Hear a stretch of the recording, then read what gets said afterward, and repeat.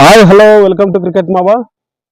Mumbai Indians వాళ్ళ home ground లో అద్భుతమైన రికార్డు ఉన్నటువంటి టీం చెన్నై సూపర్ కింగ్స్. అదేవిధంగా ముంబై ఇండియన్స్ వాళ్ళ హోమ్ అడ్వాంటేజ్ ని యూజ్ చేసుకొని ఎక్కువ విజయాలు సాధించిన జట్లలో ఈ రెండు జట్లు ముందుంటాయి. అందులో ముంబై కూడా ఒక టాప్ పొజిషన్ లో అయితే ఉంటుంది. వాళ్ళ హోమ్ గ్రౌండ్ లో ఎక్కువ మ్యాచెస్ విక్టరీ సాధించిన లిస్ట్ లో వాళ్ళు ఆడుతున్నటువంటి మొదటి మ్యాచ్ వాళ్ళ హోమ్ గ్రౌండ్ లో ముంబై ఒకడేలో వాళ్ళు 2 ఓటమిల తర్వాత వస్తున్నారు. ఆ ఓటమిల తర్వాత ఇక్కడ మ్యాచ్ ఖచ్చితంగా గెలవాలి, లేదంటే ప్రెషర్ ఉంటది. ఎందుకంటే హ్యాట్రిక్ లాసెస్ తర్వాత ఏ జట్టు అయినా కాస్త కోలుకోవడానికి ఇబ్బంది పడుతుంది. కానీ ముంబై ఇండియన్స్ ఎలాగంటే మొదట్లో మ్యాచెస్ అన్ని ఓడిపోతూ ఉంటుంది.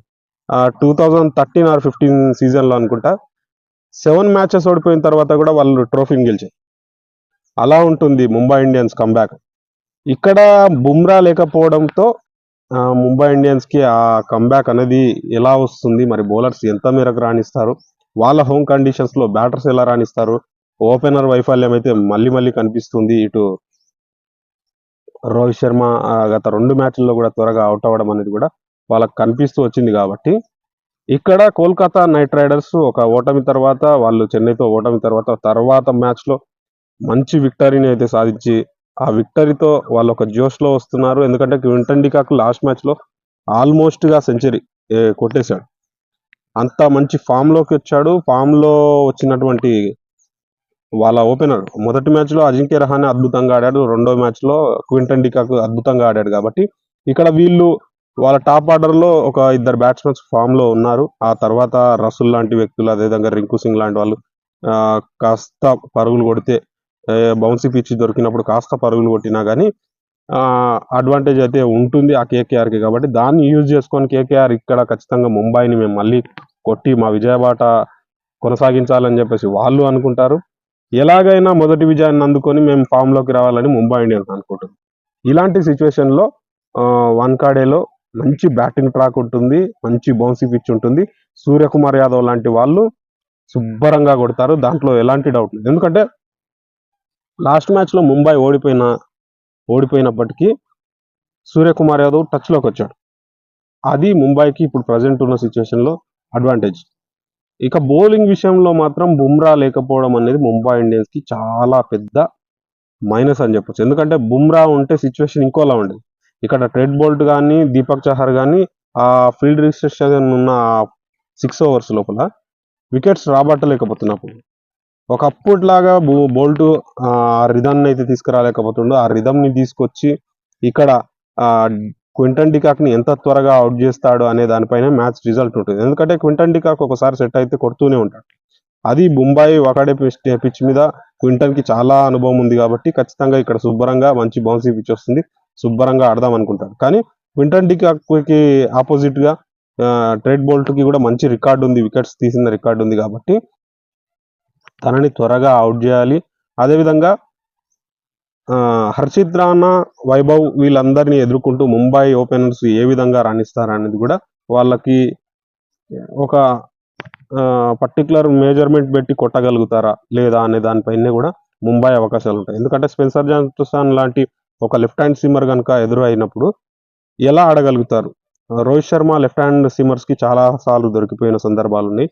ఆ దొరికిపోకుండా ఆల్రెడీ గత 2 మ్యాచెస్ లో కూడా వైఫల్యం ఉంది. కాబట్టి ఇక్కడ ఒక బిగ్ ఇన్నింగ్స్ అయితే ఆడడానికి ప్రయత్నం చేయాలి.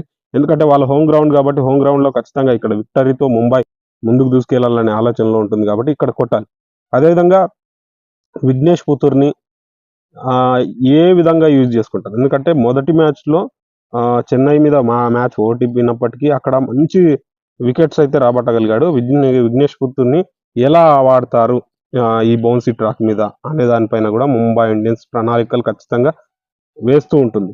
దానికి తోడుగా దీపక్ చహర్ సర్కిల్లో తను వికెట్స్ ఇవ్వాలి ఖచ్చితంగా.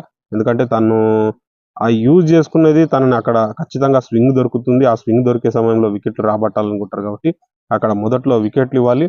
ఇక వరుణ్ చక్రవర్తి మిస్టరీ స్పిన్నర్ ని వీళ్ళ మిడిల్ ఆర్డర్ తిలక్ వర్మ కానీ అదేవిధంగా సూర్యకుమార్ యాదవ్ కానీ ఎలా ఆడతారు అనేది చూడాలి. ఎందుకంటే తిలక్ వర్మ, సూర్యకుమార్ యాదవ్ కన్సిస్టెంట్ గా రాణించగలరు. లాస్ట్ మ్యాచ్ లో వాళ్ళిద్దరు కూడా కొంచెం టచ్ లోకి వచ్చి మంచి ఇన్నింగ్స్ ఆడారు.